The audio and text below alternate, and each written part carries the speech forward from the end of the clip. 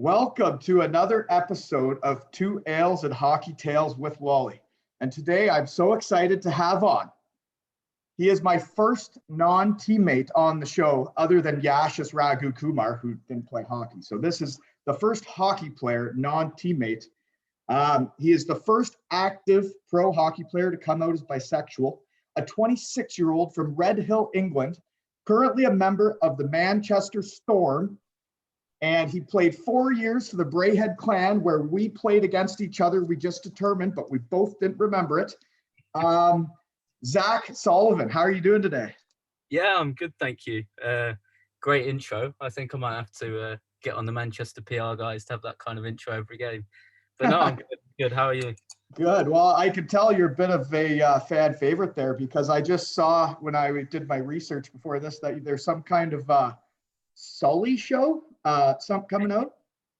Yeah, so I did my interview with Storm about this upcoming 2021 Elite Series, and we had the draft yesterday, and quite a few of the guys I played with in Glasgow we picked up in the draft. So our head PR guy, Stephen Packer, just came up with the idea of, instead of him interviewing them all separately, I'd host the interview and interview them all together. So it's probably going to be an absolute train wreck, but we'll see how it goes.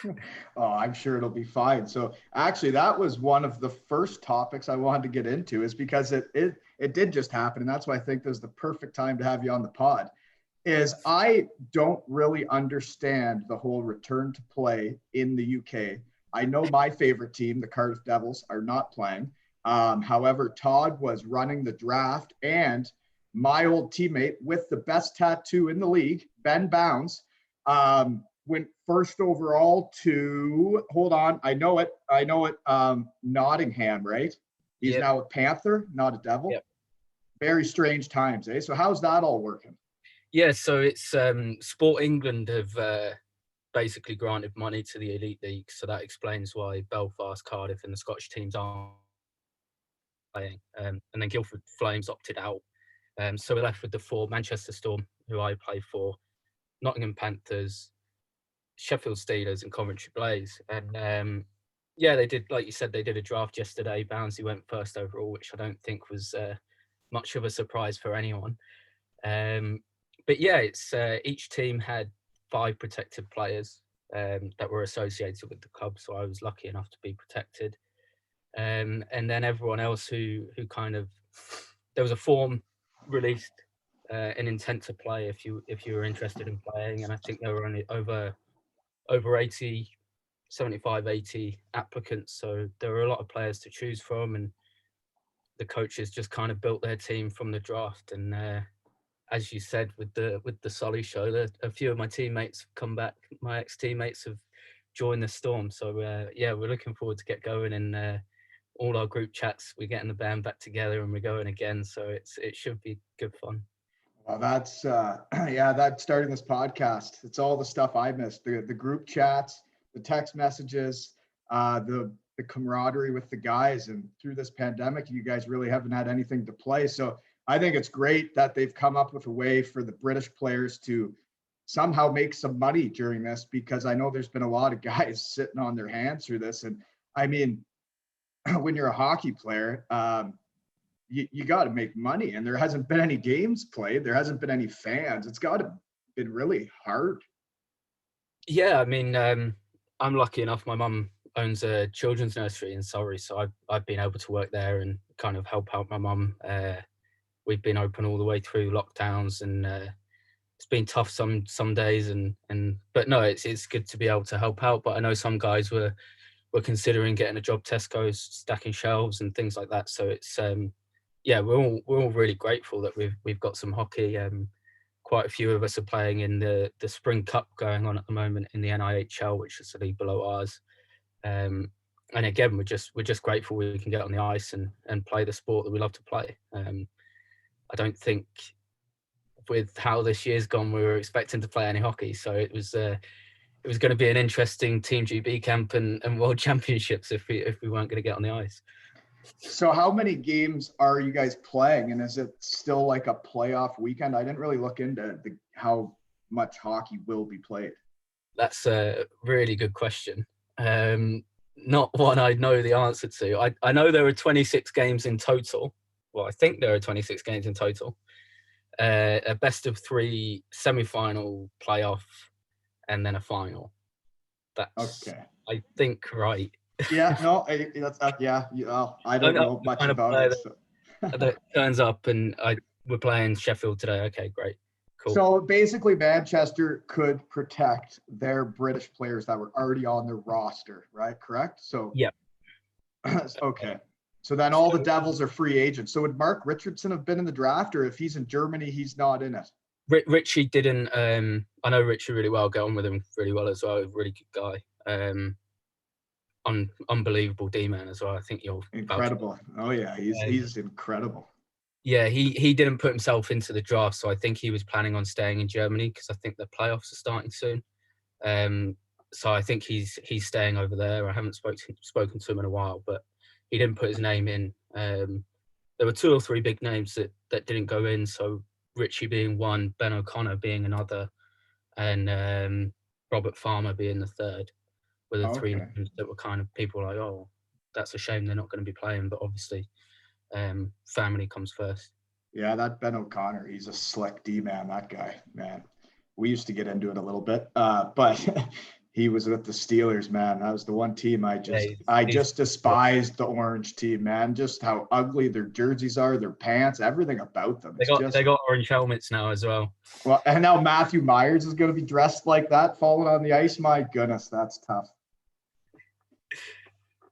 Okay, so. Sorry, go on. Okay, well, if you have anything else about that, I was just about to move on to where you grew up and kind of like what minor hockey's like in the UK, because this podcast has kind of taken a bit of a global feel, which is really a lot of my old buddies I played with all over the place. So there wouldn't be a lot of guys that know much about UK minor hockey. Well, when I was growing up, it was good. We had quite a few good teams. Hockey was still quite big in youth hockey. Quite a lot of us used to play roller hockey or inline hockey as well. So we kind of had the advantages of both, the skill side from the roller hockey and the ice hockey side. I can't really say much for junior hockey in our country at the moment. Most of the guys just go abroad because there's not really that much competitiveness anymore. I know that conference weekend we do kind of a regional tournament every year, and I think it's 17s, 15s, 13s, and 11s, and that's gone downhill quite a bit as well. And I think it's just not enough infrastructure. There's not enough teams. There's not enough competitiveness. I don't know the whole story behind it. I'm 26 now, so it's not really something I concern myself with. But yeah, it used to be good when I was younger. I started in Invicta in Kent, then moved over to Swindon in, not sure where, but I moved over to Swindon. And then I started playing senior hockey when I was 16, so that was kind of the end of my junior progression. And yeah, it's I remember our games being quite hotly contested. Every single game was either team could win, and now it just looks like it's one or two teams that are packed with good players, and they beat every other team 15-16-0. It's a struggle because you go from, if you're a good hockey player, you go from being this stud in a junior team to going professional, going senior, and all of a sudden you're fourth line and you're getting 1-2 shifts a game, and it's a struggle to kind of adapt attitude wise. I know quite a few guys have come back from playing in North America, playing in Europe, it's straight into an elite league team, and they don't get the ice they're expecting or the ice that they may think they deserve, and they struggle, and eventually they end up going down the leagues, and it's it's a shame. It's a shame how much young talent is being wasted and isn't being used, and there are guys that drop out of hockey every year that could be the next Tony Hand, Wayne Gretzky. You don't know, and hopefully that's kind of addressed and our junior hockey gets better. I mean, Team GB men's are in the top group of World Championships, so it's obviously we did something right 10 years ago, 20 years ago, that all these guys are playing in world championships now, and hopefully we can kind of take the good things from then and kind of implement them again, because I mean, any half decent hockey player with a family that's got the money just send their kids abroad now.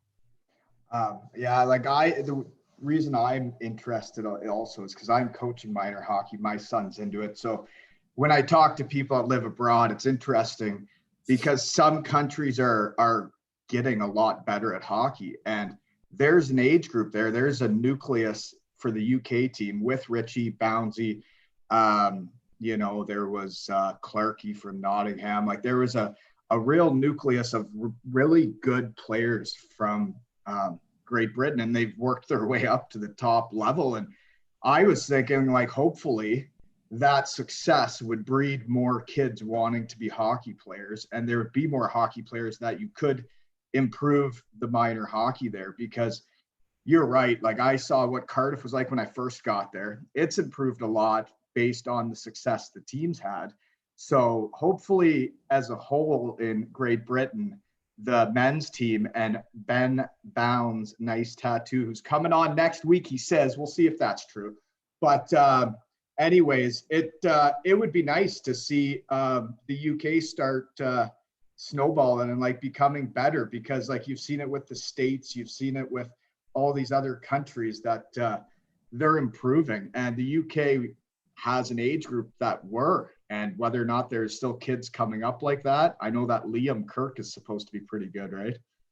Yeah, but again, he's been training in this country up until he got drafted, and he undeniably a great player, and he would have been an elite league superstar if he stayed in the country, no doubt about that. I think I played against him weekend ago, so 2 weeks ago. He was head and shoulders above the rest. He was by far the best player on the ice. He was just so smooth, everything about him. And, that extra development has come from playing in North America. So he's had to go to keep improving. And hopefully maybe we have this conversation in 30 years and he stays in this country because the infrastructure is there for him to get better and become that standout player that he's no doubt going to be. He's absolutely amazing hockey player. Well, like I know what you mean though, because like a player like, I don't know if you know him, Chris Jones, who's in Cardiff, like he was a young player who was skilled, and he's on the Cardiff Devils, and that's really the only team he's on. He's a young 20-something-year-old, and he's not going to play when you have 11 imports on your team and you bring guys over like me and, Joey Martin. Like, you're not going to play Chris Jones as much, but he was a good player. And if he would have been developing for those 4 to 5 years instead of sitting on a bench, who knows where he could have taken it. Yeah, and I think that's kind of been the fallout from, we used to have a league when you were in Cardiff called the EPL. So that was the league that I played in before I went to Braehead, and it was a very competitive league. It was mainly British. I think there were 4 imports that had to be European. They had to have a European passport to play, and it just gave guys that weren't quite ready to step up that playing that area to play in, and kind of develop their game and get better and better, and then finally take the step to the elite league. And while we have the EIHL national, it's not the same standard as the old EPL was.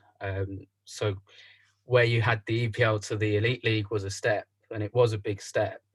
You've now got the EIHL, which is an even bigger step, and obviously fewer players are going to be able to make that step. Is that because of not having the 4 imports that kind of, it wasn't so many players that were taking too many positions, but it was 4 players that just raised the level of play in the game? Or why is that other second league not as good now? Is it that guys decided to retire because there was just less money?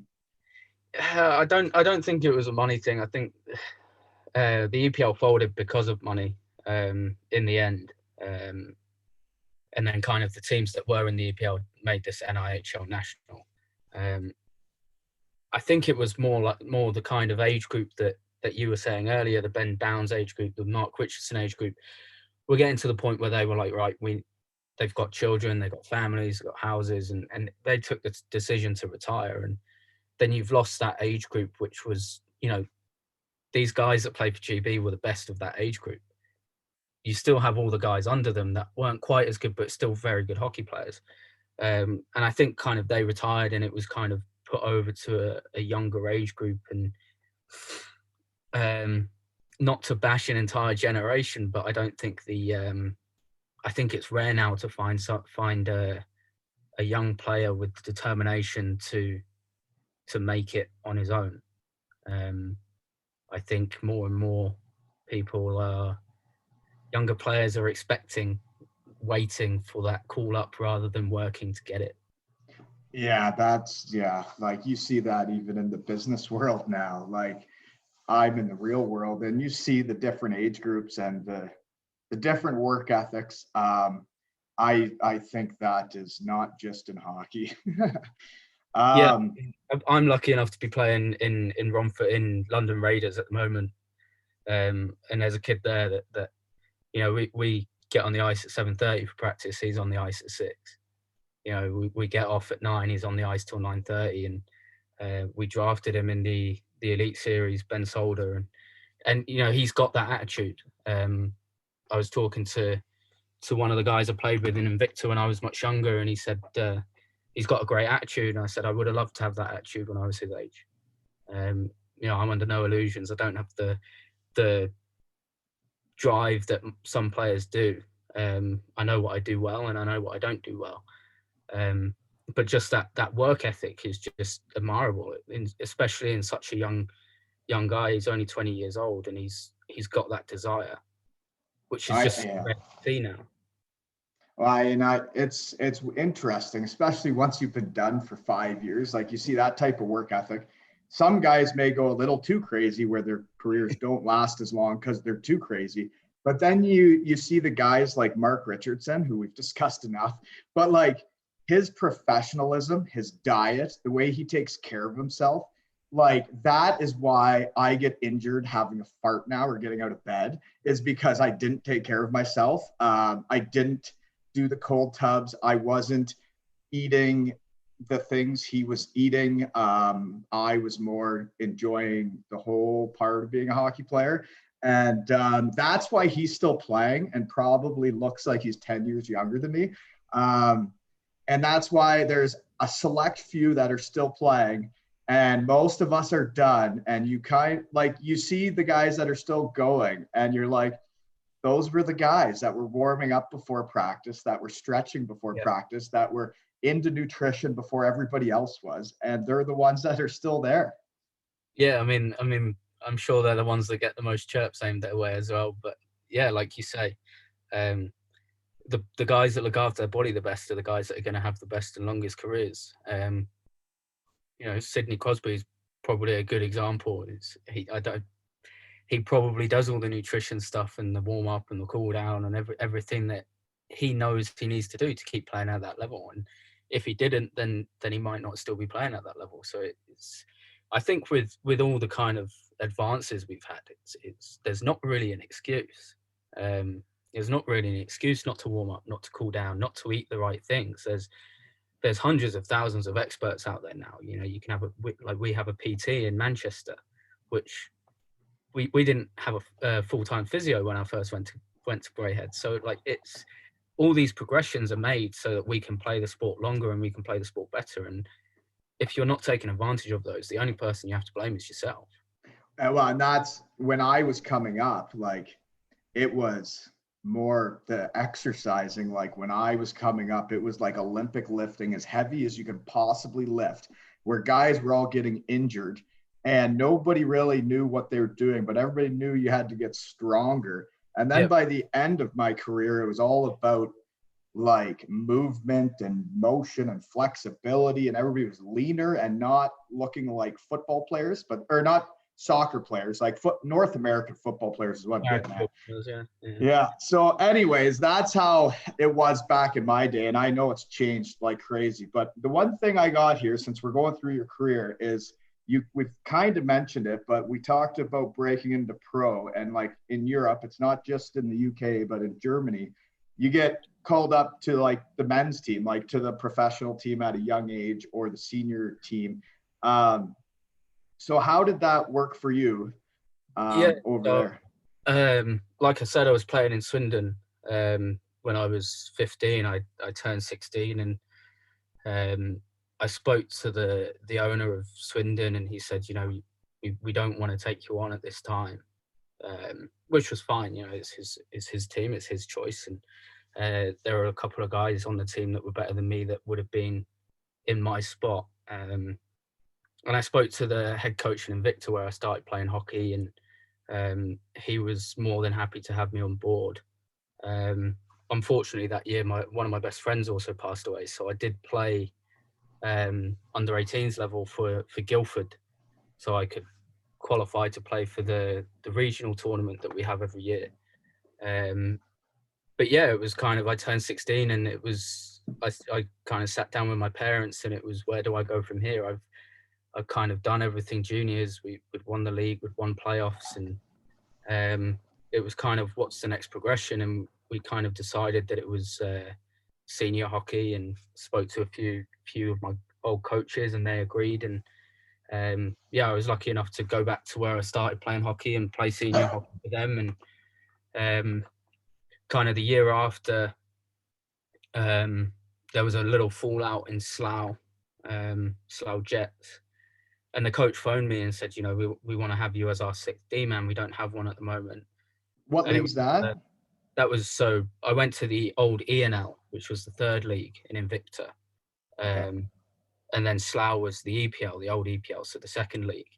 And yeah, again, I was lucky enough to have that opportunity to go to Slough. I try and tell young players now, it's not about so much getting the opportunity, it's about taking it when you get it. And I think I did well when I went to these clubs. And my coach Doug Shepherd at the time in Slough then went to Basingstoke, went with him for a couple of years, and we had a meeting after my third year with him and about the following season. And he just said, like, what do you want to do? And I said, well, I want to see if I'm good enough for the Elite League.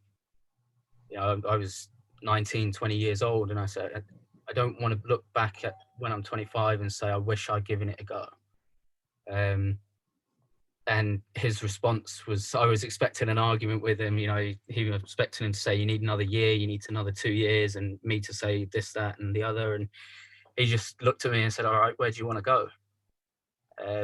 So we kind of talked about the best club to go to, and kind of Cardiff had that solid British D-man in Ritchie. Sheffield had Davy Phillips and Ben O'Connor. Nottingham had Stevie Lee, and Belfast had Mark Garside. So the only really, I don't mean any disrespect by this, but the last remaining big club was kind of Braehead. And I knew a couple of guys that had played there. They had good things to say about it, and I said I wouldn't mind going to Glasgow and playing in Braehead. And luckily, Shep, my coach at the time, knew Finner quite well, and I think we met on a Wednesday. He said, give me till Friday and I'll have it sorted. And he phoned me about 2 hours later the same day, and he said, yeah, it's all sorted, you're going to Braehead. So I was kind of like, oh, okay, I haven't even told my parents yet. I'm moving 7 hours away from home, and I haven't even talked to my parents about it. So it was, yeah, like I said, I know I've been lucky. I know I've been lucky with kind of my moves around the different teams and that kind of thing. But like I said, it's not about being lucky enough to get the opportunities. You have to actually take them when you get given them. And I think when I actually went to Braehead, two of our import D got injured for a couple of months right at the start of the season. So I was straight into that top 4D we were the only 4D playing. So it was lucky again, but I think I did well enough to prove to Finner that I could play.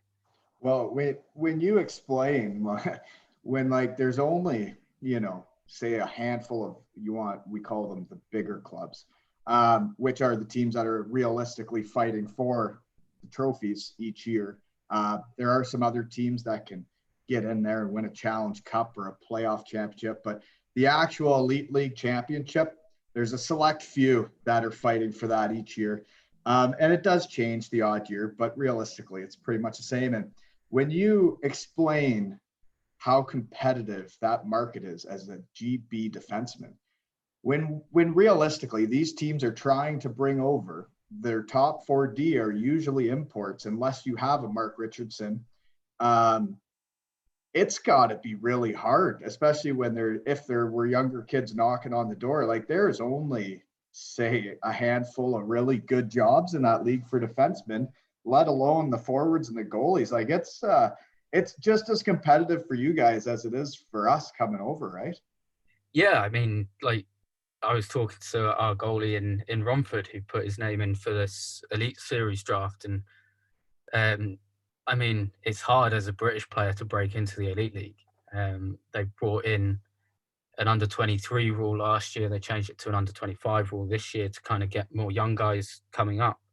But yeah, that competition for spaces is intense. There's 10 teams in the club. They're realistically probably going to have one British D-man, one British forward, and the rest are going to be imports, backup goalie who would be lucky to play a game. So whereas it's difficult for British players, it's near impossible for British goalies. You know, Bouncy's, sorry if I get this wrong, but I think he's 30, 31 now. He's the last British goalie that came through. And like even the way that worked out, like yeah, like I'm gonna have to have him on to tell the story. But like when Cardiff was taking over the team and the new owners, that contract was handed to them from the previous owners. And they called Bouncy, and because they're good people, and they said, we're going to honor this contract and you're going to be our goalie next year. Well, if that wouldn't have happened, if the previous owners wouldn't have given him the starting job and the contract and signed Mike Will to back him up, then realistically, the new owners and Todd probably would have came in, got an import goalie, and Ben Bounds may have never happened because the improvement I saw in him that first year in Cardiff, I remember the first month we started practicing, I'm like, our goalie is not very good. Like this British goalie is not that good. Like you can tell on a goalie if you can score on him in practice how good he is. But then I realized Bouncy's a gamer. And then I saw how much he improved in one season of actually getting to play all the time. He's the man, like he's the guy. And to see what he did in a year and then has continued to do since I've been gone, like he needed that chance for all of that to happen. And if you don't get the chance, it doesn't happen. Yeah, definitely. It's like I said, it's about taking that chance and not getting it necessarily, but taking it. And you know, I'm a big believer in baptism of fire. Every time I've jumped up a level, it's been a baptism of fire, been thrown straight in. And I don't think you can really judge a player's potential until he's had that. You know, give a player a make or do or die season and see if they can step up.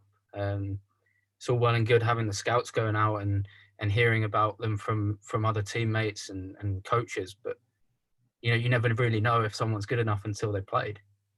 They might bring a different thing to your team that you weren't expecting, and it works really well, or they might crumble under that pressure and never play in the Elite League again. But it's until you give players a chance. I'm a big believer in you never know until you put them into that baptism of fire. And I've played my career, every time I've stepped up, it's been that way for me. And fortunately, I've been able to kind of adapt my game where I've needed to, and improved in areas where I've needed to under the guidance of my coaches. And yeah, I like you said, Bouncy probably didn't start off that well in Cardiff, but because he was playing, because he was facing, he knew he had to up his game, and he managed to be able to do that, which is he kind of came around the other side of being thrown in the deep end, and he's now always considered one of the best goalies in the Elite League. So it's yeah. Yeah. See, yeah, it's been great to see my buddy's career go like that he's actually an import in like the Austrian league, because like those jobs are sought after by every North American import goalie. Yeah. But like when you look at his track record, he is better than the import goalies every year in the UK. So way to go, Bouncy. There's your tire pump today. So My next one is, so you played 4 years at Glasgow. I remember. Yeah, Uh, 5. 5? Oh, 5. okay. So I remember this would have been the year we were 2 points away from winning it, the Elite League, like the actual regular season championship. So for all the North American listeners or German listeners, if there are still any when these aren't German players, the way it works is whoever wins the regular season, the table, like in soccer or football, is the champion. And it's a grind, man. It's the last 2 months, every game's like a game 7 if you're in the hunt. And I remember that year, my first year in the league, and I learned about this game 7s for months. And every game was just enormous. It was us, Braehead, which became the Glasgow clan, and then Sheffield. So the three of us were in the hunt there, and we ended up losing by 2. And I think you guys might have been 1 point behind us. Like, it was exhausting. Eh?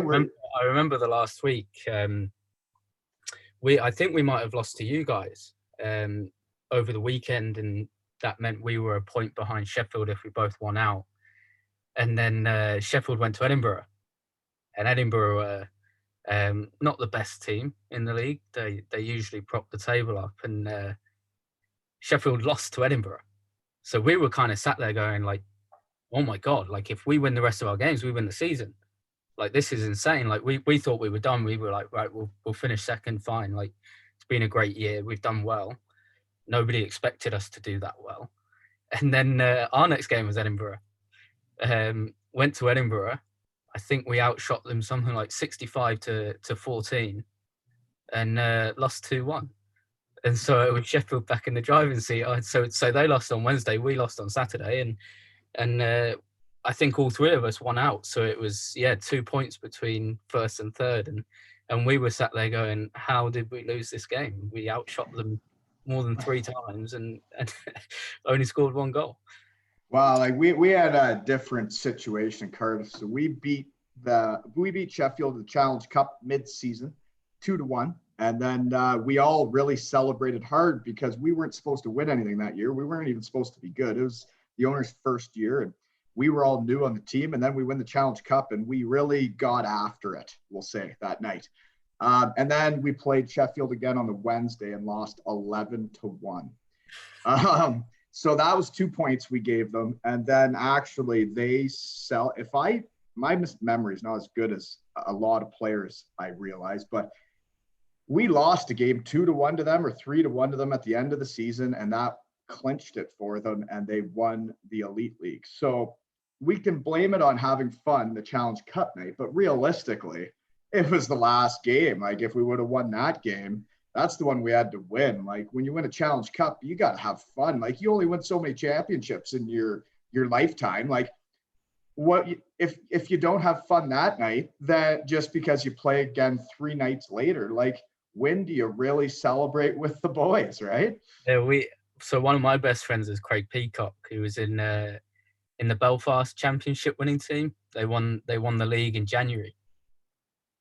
So two and a half months left, and they've won the league. And he said it was just an absolute gong show. They were going out celebrating every night. They had a testimonial game in the week, so that was like huge party again. And then they got to playoffs, and like they hadn't been playing. Like, obviously they've been playing their games, but it wasn't as intense. They'd already won the league, and it was like they got to playoffs, and I think they lost in the first round. Everyone was like, "Oh my God, like, how has that happened?" And Peaks was just like, well, yeah, we've been partying for 2.5 months.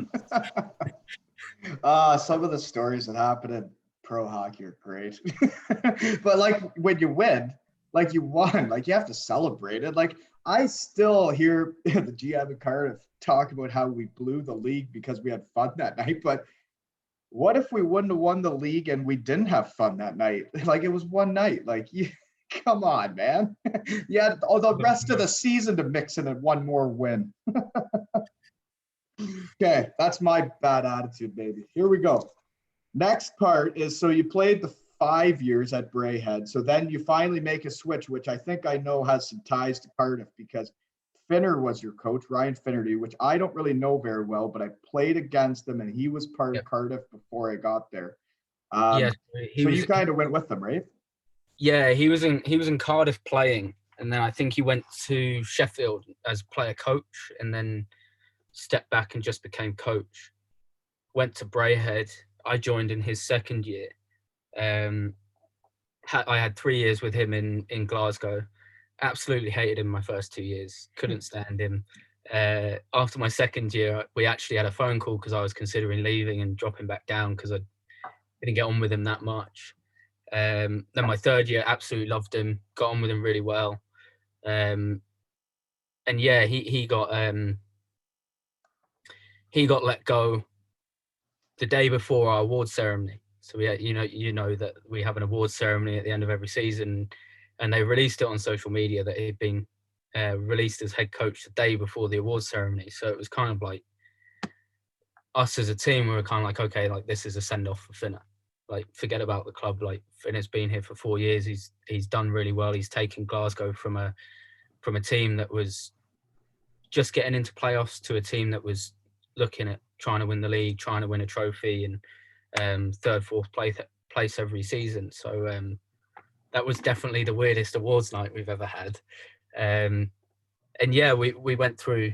I think if the season had gone ahead this year, it would have been their fourth coach in 4 years. So they've kind of been struggling to find a coach that suits their playing style. And we had a German guy, John Tripp. I think he was captain of the German national team for a while. Come over, and then we missed out on playoffs. We went to Guildford last game of the season. If we won, we made playoffs. If we didn't, we didn't, and we definitely didn't. We got beat about 6 or 7-1, and then the GB national coach took over. Yeah, I know his. Yeah, Russell. Yeah. That's his name? Yeah, but it's trying to think of a diplomatic way to say this. Well, is he still the coach of the GB team? Yes, he is. Yeah, then say something really good about him. He's the Freiburg coach, I believe, now in DL2. Would you want to play for the GB team? You got to say something really nice right now. Yeah, I respect myself too much, unfortunately. No, I didn't get on with him professionally very well. And kind of come the end of the season, it was kind of bad news in the player meetings, the kind of exit meetings, and I lost a lot of love for hockey that year. My little sister was fell very ill with hypothyroidism in her neck. So there were a lot of personal things going on, and that was kind of the time where I was realizing that maybe I wasn't completely straight. Well, kind of starting to accept that anyway. And I'd already planned to go to New Zealand for a season out there. And when I got the news that I was being released, I was kind of panicking, and I kind of text Finner and I was like, so I've been released by Glasgow. Do you still want me to play for you? And his response was just, yeah, talk to Jamie. He'll sort out the contract and see you in August. So yeah, it was kind of landed on my feet. And I loved my year in Manchester last year. It's probably one of my favourite years playing hockey. So yeah, I was kind of landed on my feet, fortunately, and I had to kind of get it all wrapped up because the season ended and I was off to New Zealand in 2 weeks. So I didn't want the 12-hour time difference with all the contract negotiations. And so yeah, it's would have been my second year in Manchester this year, and obviously COVID decided to ruin everyone's lives. So okay. Can I ask a question though? Because yep. We've had people from all over on this. And I actually forgot about that part of your elite prospects until right now. So before we get into your Manchester time, I know some guys that went over to the Australian New Zealand League, and basically I think they pay for your flight. They help set up a part-time job, and then you play hockey. Is that not right? Or do you actually make money too? So yeah, the deal for me, I think it's different depending on who you are. The deal for me was they paid for my flights there, they're paying for my flights back. Because I was British, I didn't need to get a visa. And yeah, they gave me the option of getting a part-time job, but having played hockey full-time for 5 years, I decided that I didn't want a part-time job. So I kind of blew through a large portion of my savings, kind of traveling around New Zealand. And I mean, I spoke to Craig Peacock, again, one of my best friends, and he had gone out the year before. He kind of had the same situation as me. He fell out of love with hockey, and when he went to New Zealand, like the things he was telling me on the phone was just, oh, I loved it. It was amazing. It was this, that, and the other. Sorry, my mum's phoning me. No worries. But yeah, it was kind of just went to kind of get that love of hockey back. And you go out there and there's guys still paying to play. And I think it made me realize how lucky I was to be paid to play the sport that I love. You know, they're all great guys over there. I don't have a bad word to say about any of them. They're playing the sport because they love it. They're paying to play. And yeah, it was really, really enjoyable. I hope to go back out there at some point. Didn't quite get all the traveling done I wanted to, so that's as good a reason as any to go back. Well, I heard some guys that went over there, and I was jealous of them because, like, I never got to go over there, and now with kids and everything, like, do you really get a chance now?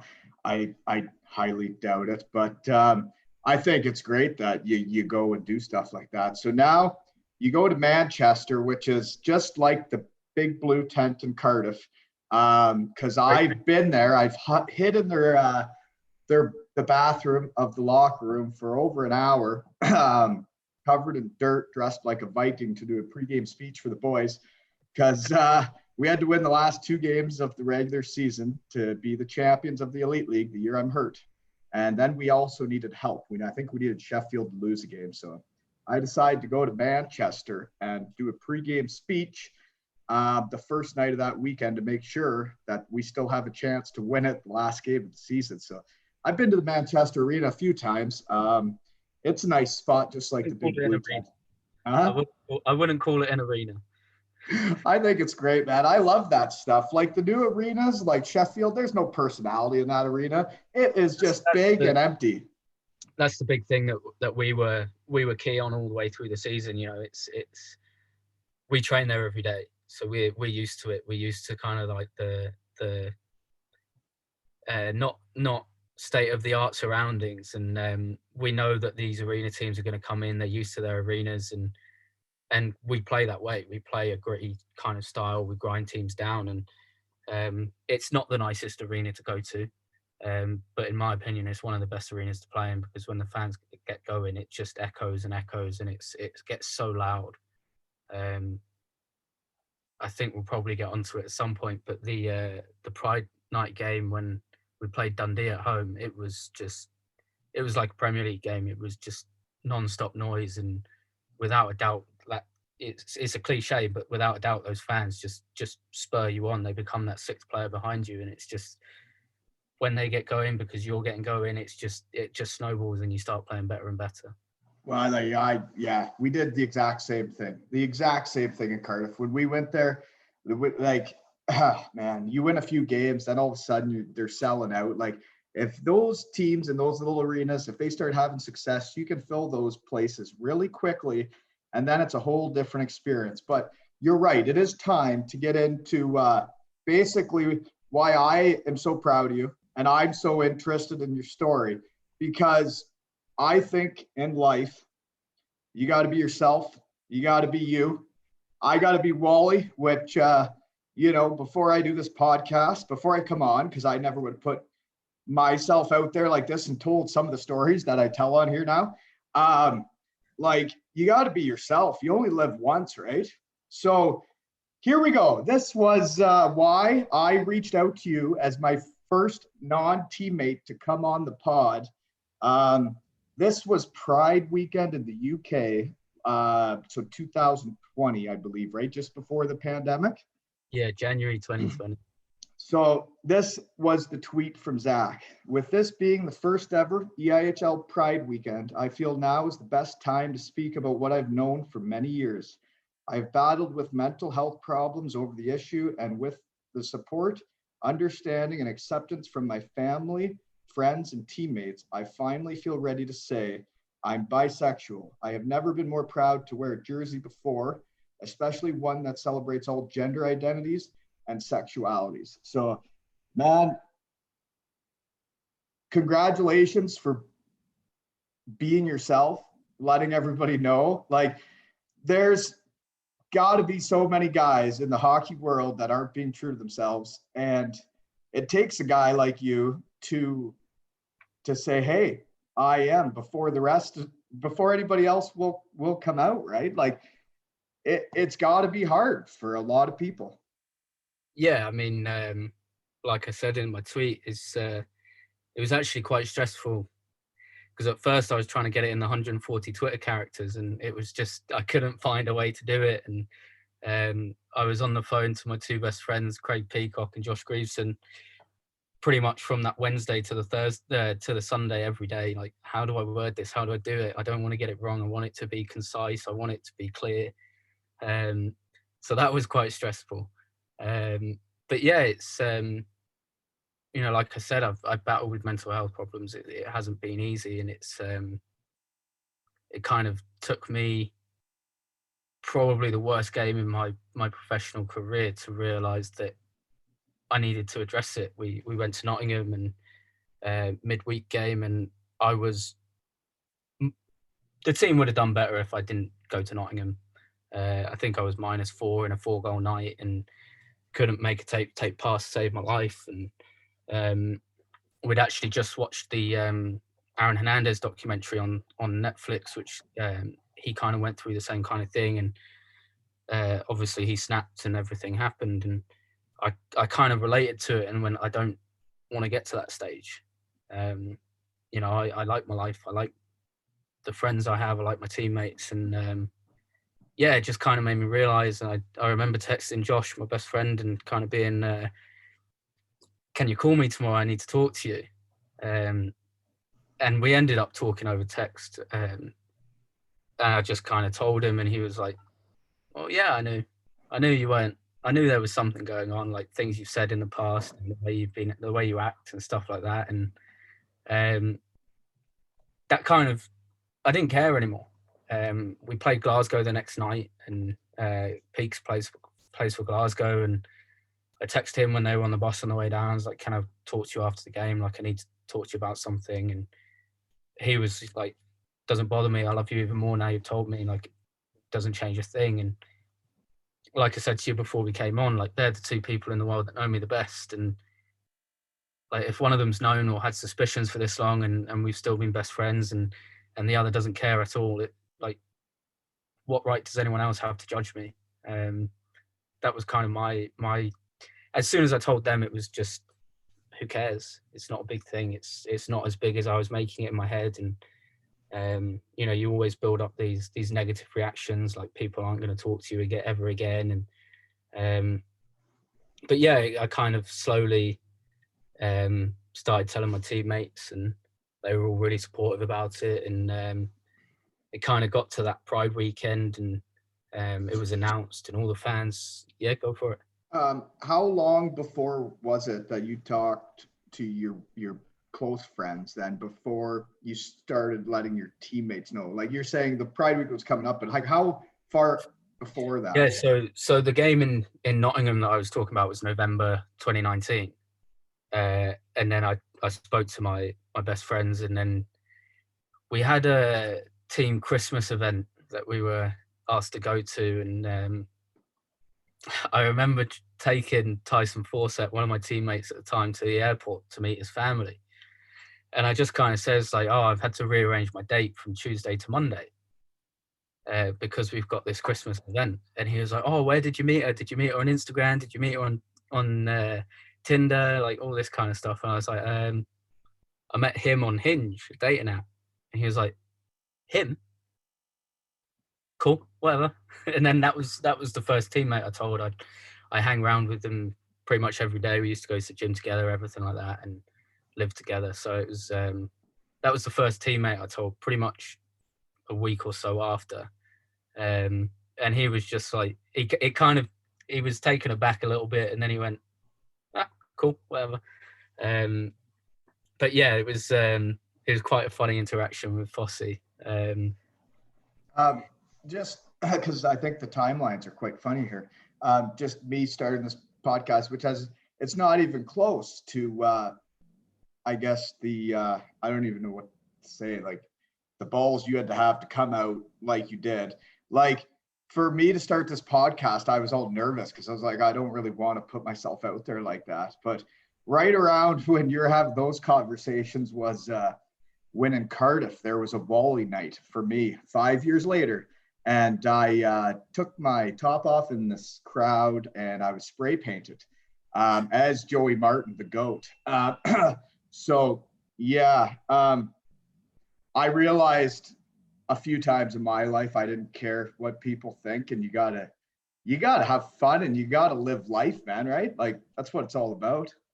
Yeah, absolutely. I think I said to you before that it wasn't my publicly coming out wasn't for myself. It wasn't anything to do with me. It was I kind of sat there. I was talking to Josh and just said, if someone else had been out in professional hockey when I was 16, it would have been so much easier for me.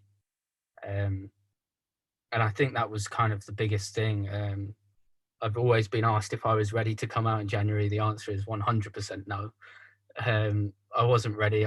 It was just kind of a now or never moment. I wanted the message to reach as many people as it possibly could, and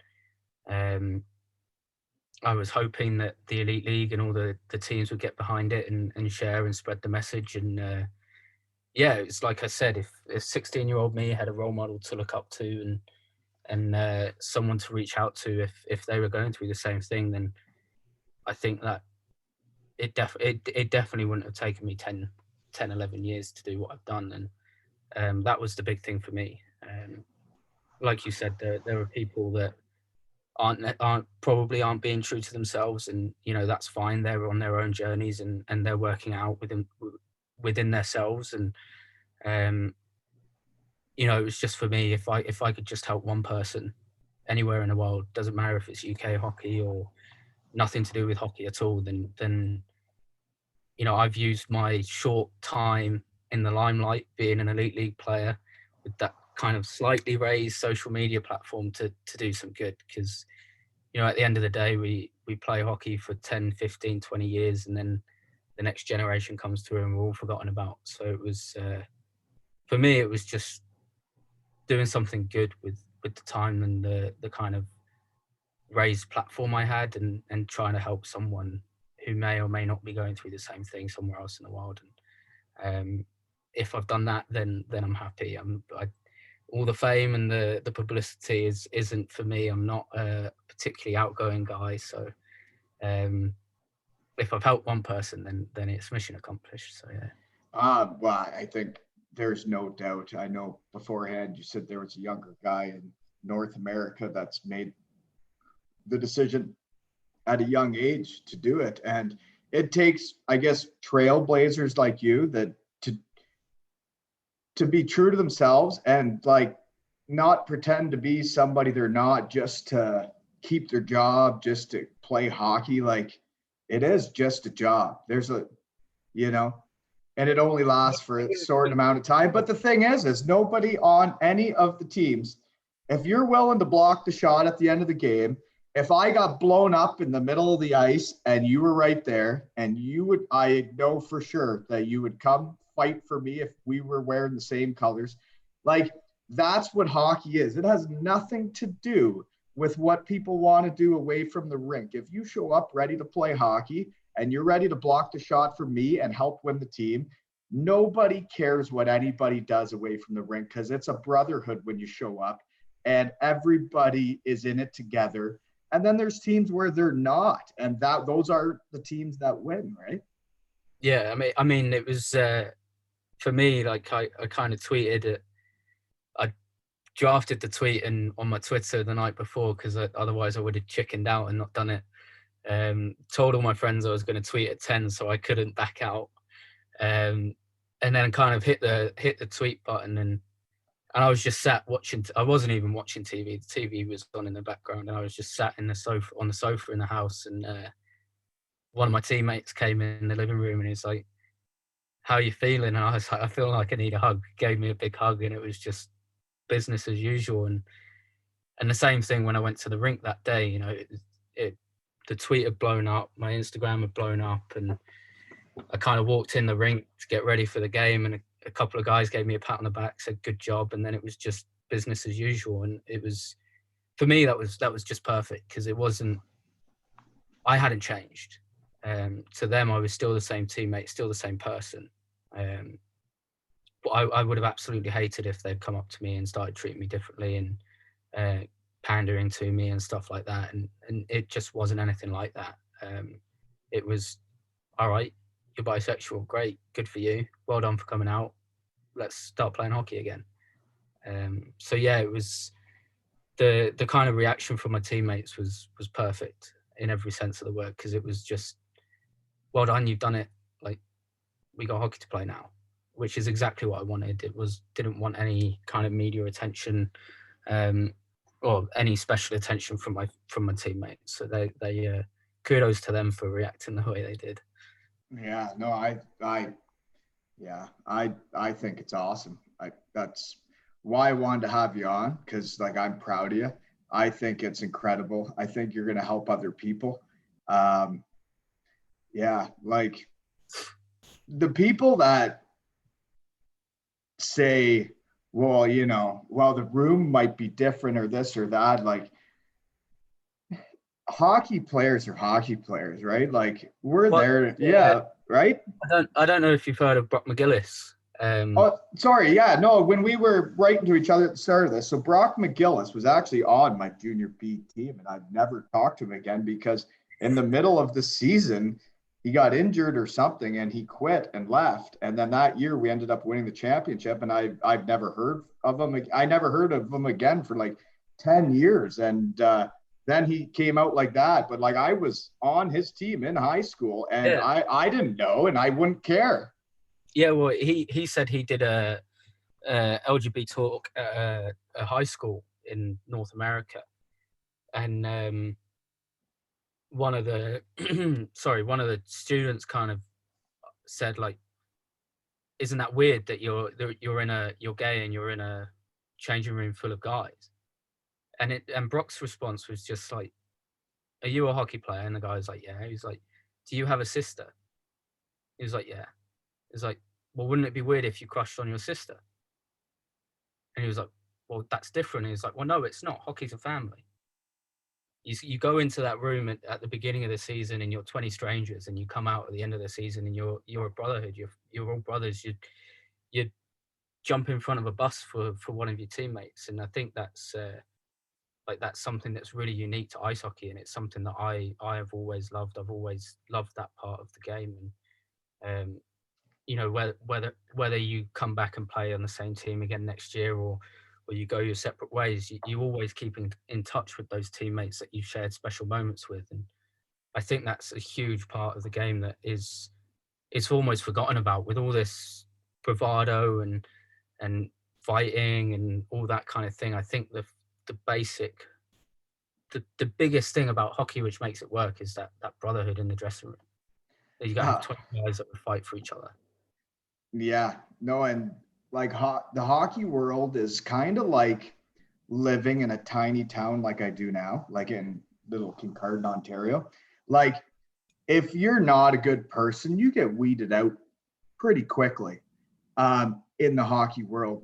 Especially once you get to professional, even like in the States, like it'd be NCAA or major junior. Like, if you're not a good person and you're not a good teammate, you get weeded out quickly. And like, when you're a good teammate and you'll do anything for anybody, there is nothing better than being on a team where, like, you're right, you jump in front of a bus for each other and you didn't know each other like a month ago, and then all of a sudden you're willing to fight some guy that's 6'4", 200 something pounds just because they hurt your buddy, right? Yeah, exactly. And it's so strange that you go from so quickly to not knowing each other to talk, like, so you see each other every day. Like, you play in Cardiff, you're on the ice every day, you're in the gym every day, you're playing on the weekend, you're around these people all day every day, and you see them more than your family. even if your family's living in the same city than you still see your teammates more than your family. So yeah, it becomes that kind of family. Like if you have personal problems, you talk to your teammates about it because that's who you would talk to.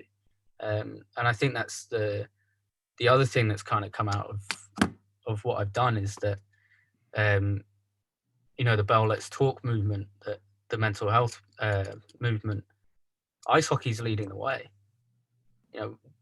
Give me another professional sport that talks openly about mental health, and it's a day every year that we all celebrate for good reason, and it's or we remember for good reason rather.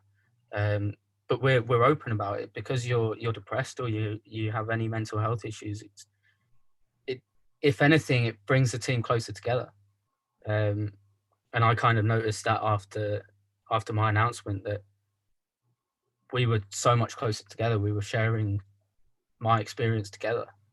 Finna, my coach, kind of spoke to me on the Sunday. It was like, you're probably going to have some interviews off the back of this. And I was like, yeah, fine.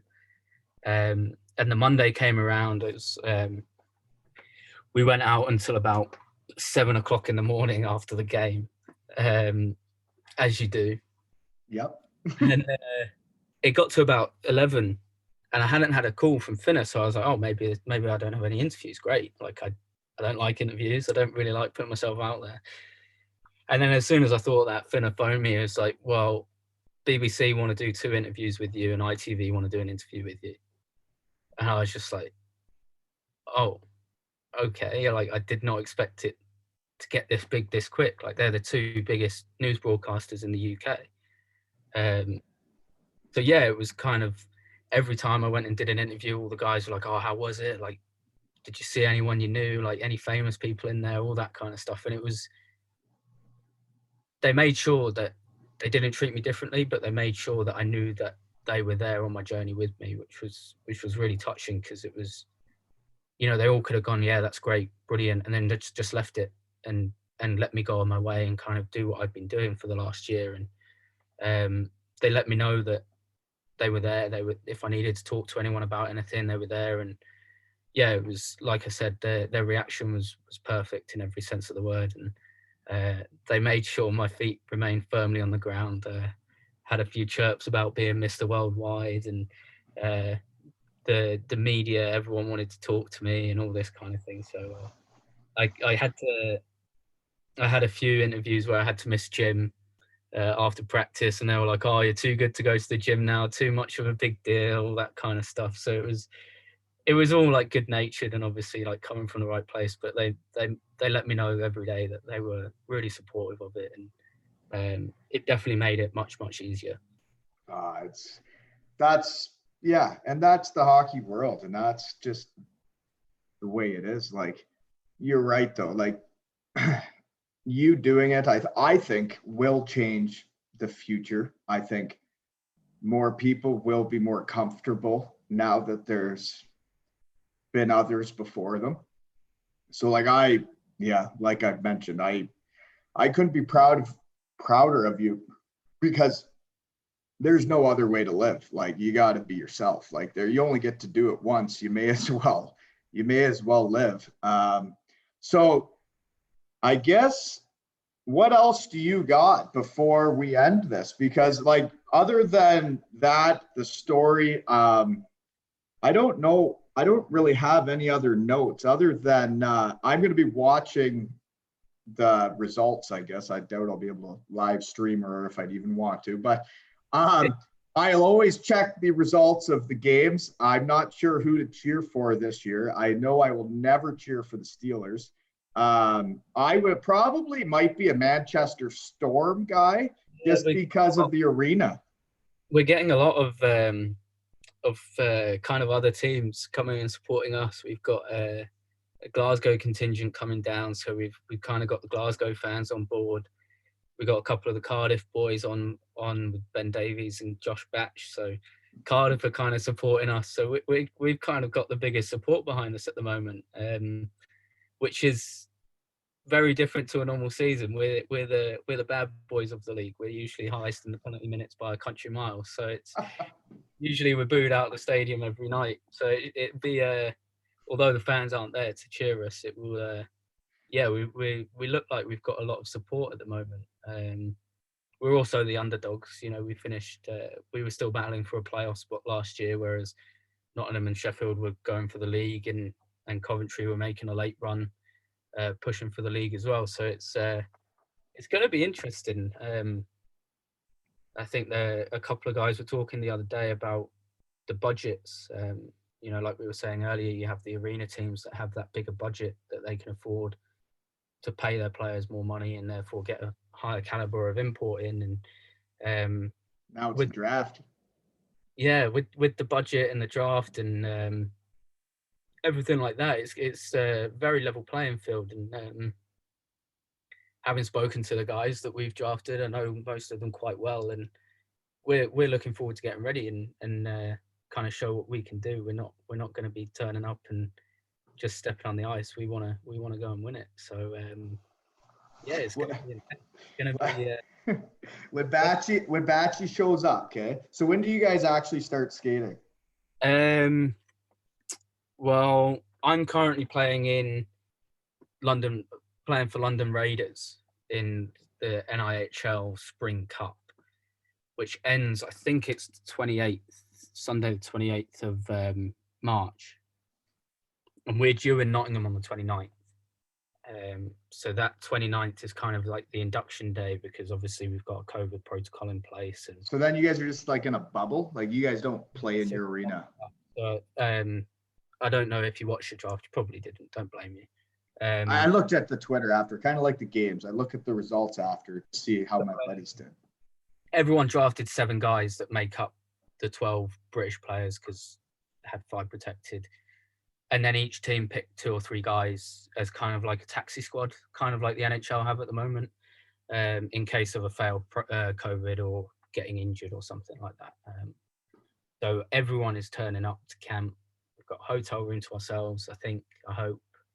On the 29th, Monday 29th, to be talked through kind of like how everything's going to work, set up our rooms, our dressing rooms, because it's going to be our home for the next 5 weeks. And yeah, I think some teams might be skating on the Monday. I hope we're not, because I'm going to be shattered from the weekend playing 2 games. But yeah, we're due on the 29th and the first game's on the 3rd. So 3-4 days of camp and then straight into it. But no, it's going to be fun.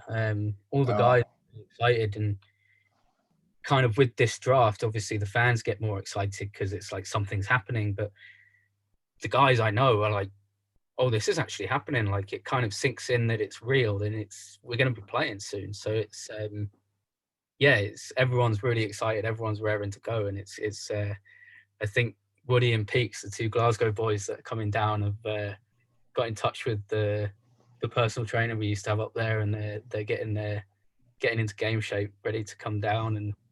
And the rest of us are playing in this Spring Cup already, so we'll kind of already be in game shape, and hopefully we turn up and we put on a good show.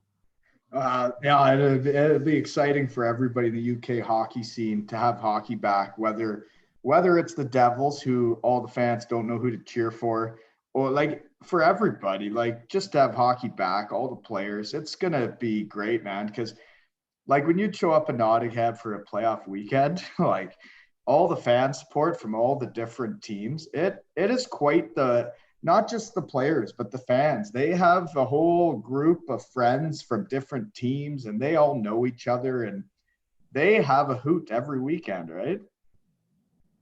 Yep. I'm expecting it to go down really well, and hopefully we put on hockey that's good enough that they'll enjoy, because you know that's why we play, isn't it? We want to entertain the fans. We want to put on a show for them, and we want to win things on the way. So yeah, I'm really looking forward to it. I was kind of umming and ahhing over whether to stay in London or come back to Manchester, and I'm glad I came back to Manchester, because I don't want to miss out on this. This is going to be it's a once in a lifetime thing. It's a 5-week mini tournament, and everyone's going to be in Nottingham. Everyone's playing in Nottingham, skating in Nottingham, living in Nottingham.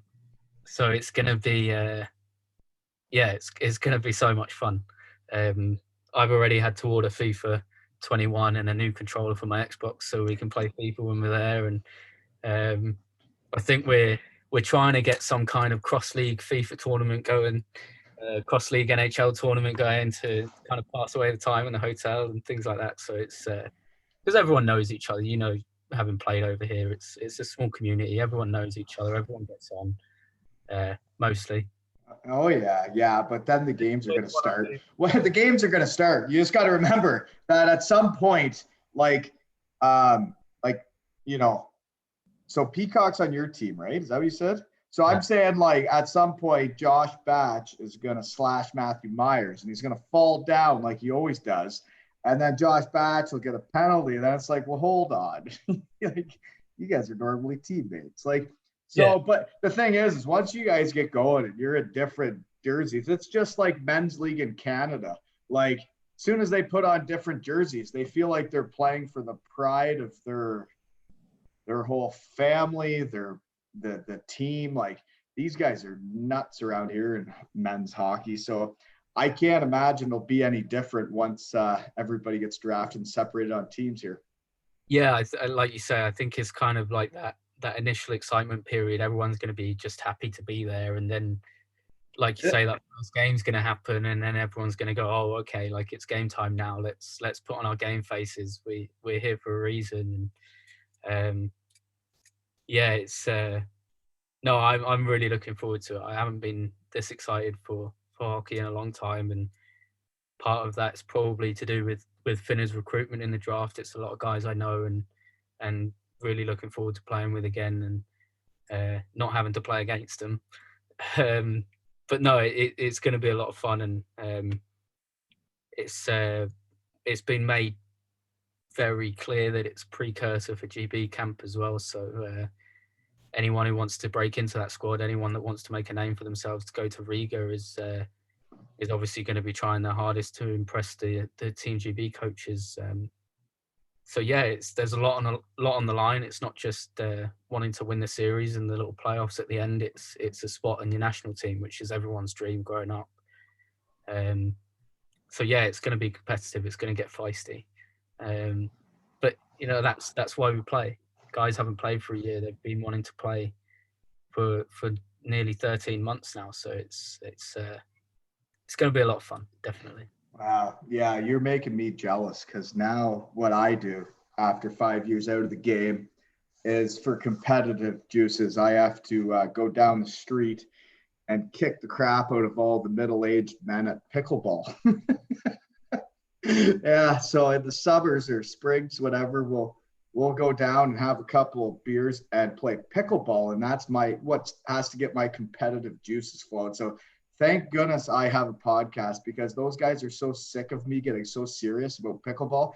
Because as soon as they put up a fight, like I just it doesn't matter about the bad knee or if I'm fat. Like I get way too competitive and then I start chirping. So I'm jealous that you guys get to do all this, man. It's gonna be fun. You guys are all gonna be buddies when you first get there. There might even be some beers, and then as soon as the real games start, I bet you all that stops. Yeah, back to hating each other. Yeah, until the season ends, and then you see each other again. You're like, "Oh, hey, buddy, how are you?" Yeah, I mean that's just the nature of the game, isn't it? It's just another positive that comes out of the game. Like I said, Peaks is my best friend. We played against him 6 times last year, and every time it's one of the boys thinks they're funny and uses the age-old joke, "Oh, there's no friends out there." But it's you're mortal enemies when you're on the ice, and then you get off the ice, and it's a hug and a like, "How are you? How have you been?" That kind of thing, and it's yeah, I mean it's one of a kind sport. I couldn't imagine playing any other sport. And I think you'll probably vouch for it the same. You couldn't imagine playing another sport. It's the sport that you feel you're destined to play and love every aspect of it, good or bad. And yeah, it's been a long time coming. It's been when we actually start, it will be a year to the day. I think that our last game was last season, so everyone's been waiting for it. Everyone's been looking forward to it, and it's finally coming around. Well, I can't believe it's happening. So I guess we'll wrap it up now. But I do just want to say before we wrap it up, I know I've said it numerous times, but like, I'm proud of you. I think you're going to be a happier guy being yourself. Nobody on that team's going to give a crap at all. Like, nobody will, because you're going to be there to win, and the games are going to get serious, and you're going to do your thing. And that's just hockey. And I'm just so proud of you. I think you're going to live a much better life now that you've done it. You're going to be happier. And I hope that there'll be other guys in the hockey world that, that if they are struggling, they at least have someone to reach out to, right? Like, even if they're not announcing anything themselves, at least they have someone that they could write to you or Brock McGillis, someone to say, hey, man, I need to talk to someone. Yeah, absolutely. Like, the big thing that, I always say, the message, it's not my message. It's the message that I'm passionate about carrying. But it's everyone's message that goes through the same thing, and it's their journey, and it's the one privilege in life. It's our life. We live it how we want to. We go through life how we want to, and it's the same with each and everyone's journeys. There is a bit of resentment on my part. I'll ask you the question I asked all my teammates: when did you sit your parents down and tell them you were straight? No, I never did. So there is, that's in 20 years, if someone comes out, they feel like they're ready to tell the world that they're gay or bisexual or any gender orientation, then and nothing is said about it. There's no media coverage, and life goes on as normal for that person. Then I think that is the ultimate goal. It doesn't matter. We play a sport. We're in the entertainment business. All that matters is your talent level and your ability to put on a good show for the fans. So yeah, whether you whatever you are, whoever you fall in love with, it doesn't matter. It doesn't change your ability to play a sport, and that's the big thing for me. And it doesn't just stop at sexuality or gender orientation. It's your color, your creed, your religion. It doesn't change your ability to do something. Some people get hung up on it, and I, for the life of me, I don't know why. It's baffling. I've had a few tweets from people I don't know, people who've never met me, just saying, "Oh, you're going to burn in hell for this." It's like, well, all the interesting people are going to end up in hell anyway, so I'm quite happy about that. But yeah, like I said, it's a message that I'm passionate about. It's the first time in my life I've had something I'm this passionate about, and I'll do everything I can to spread it. And thank you for giving me the opportunity to talk to you about it today. And hopefully it never stops spreading, because I think there are people in the world that need to hear it. I couldn't agree more. Yes, I couldn't agree more that there's some people out there that maybe need to hear this. Yeah, and speaking of being passionate about it, like, being able to have you on, tell this story so we can get it out there a little bit more. Maybe it helps people. I hope so. You hope so. So thank you so much. I know it's not easy with the time changes, and you're getting back into hockey and playing hockey. But thank you so much for making the time for me. Definitely. Yeah. And it was nice meeting you, even though we might have probably punched each other in the face at one point. Well, I don't get involved in that kind of thing. Yeah. I let the big tough imports get on, do that kind of thing, and just melt into the background. Oh, okay. Yeah, no, I tried to mix it up a little bit every once in a while. But hey, thank you so much for coming on. And I'm going to hit stop now because I think this is great. So thank you so much, man.